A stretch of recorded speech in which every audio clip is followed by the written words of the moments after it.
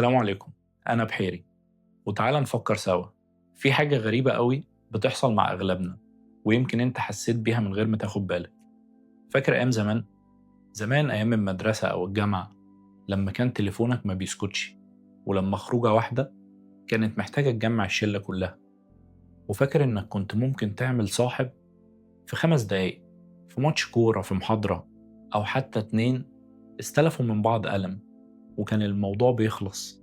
دلوقتي غالبا انت عديت العشرينات او دخلت في ال30، وبقيت تفتح موبايلك تلاقي اغلب المكالمات يا من الشغل يا الدليفري او من البنك.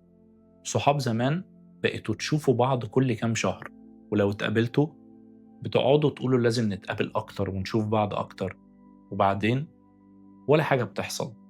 والاغرب من كده انك ساعات بتبقى نفسك تنزل، لكن تمسك تليفونك وتفتح قائمة الاسماء وتقعد تبص فيه دقيقتين تلاتة، وفي الآخر تقفله. مش لأنك ما عندكش ناس تعرفهم، لكن لأنك مش عارف تكلم مين فعلا.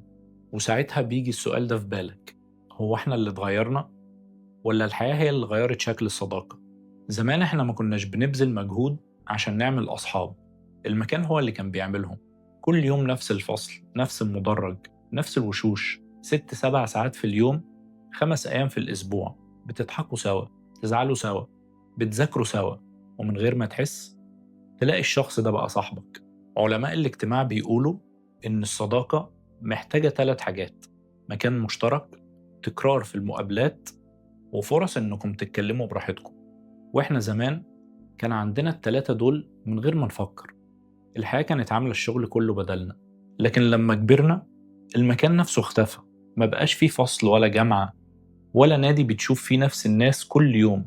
بقى فيه الشغل، والشغل رغم إنه مليان ناس مش دايما بيخلق صداقة، لأن فيه منافسة، فيه مصالح، وفيه حسابات تانية، وكل واحد بركز في مستقبله. وفجأة بقت الصداقة محتاجة مجهود، محتاجة ميعاد وترتيب ورسالة واتفاق، ويمكن كمان تأجيل مرتين تلاتة قبل ما الخروجة بتتم، بعد ما كانت زمان بتحصل لوحدها. لكن دي مش المشكلة الوحيدة. المشكلة إننا بقينا مرهقين. زمان أكبر همك كان امتحان أو مشروع تخرج أو مادة خايف تشيلها. دلوقتي شغل، بيت، مسؤوليات، ويمكن زوجة، ويمكن كمان يكون عندك أولاد، ويمكن أهلك نفسهم محتاجينك. وكل يوم بيخلص وانت حاسس إن بطاريتك وصلت للصفر.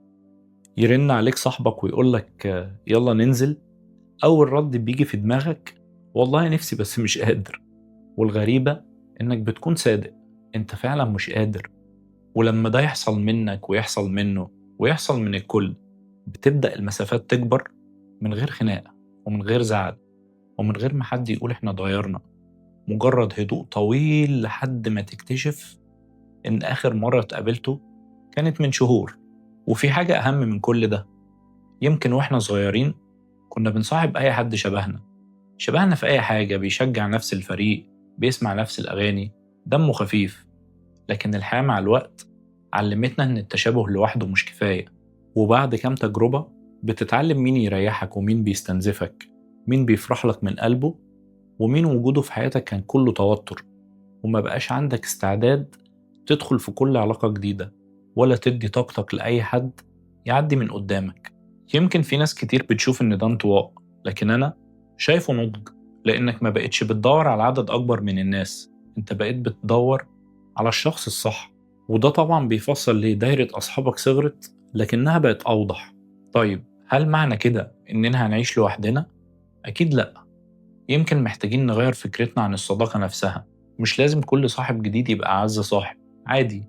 ممكن يبقى عندك صاحب تتمرن معاه، وصاحب شغل، وصاحب سفر، وصاحب تشرب معاه قهوة كل فترة. مش كل الناس لازم تعرف كل أسرارك، ومش كل علاقة لازم تاخد نفس العمر. ولو لسه عندك أصحاب من زمان، حتى لو كل واحد مشغول، بادر، ابعت رسالة، اعمل مكالمة، اقترح خروجة. العلاقات شبه الزرع، لو سبتها من غير اهتمام بتدبل، مش لأنها كانت وحشة، لكن لأنها محتاجة حد يسقيها. ولو نفسك تعمل أصحاب جداد، دور عليهم في مكان يشبهك، في رياضة جديدة، في كورس، في مكان بتحبه، أو حتى مجتمع بيشاركك نفس الاهتمام. لأن الصداقة لسه موجودة، لكنها ما بقتش بتيجي بنفس الطريقة اللي كانت بتيجي بيها زمان. وفي النهاية يمكن وإحنا صغيرين كنا بندور على ناس نقضي معاهم الوقت، لكن لما كبرنا بقينا بندور على ناس يهونوا علينا الوقت. ولو لقيت دايرة أصحابك بقت أصغر، صدقني ما تزعلش.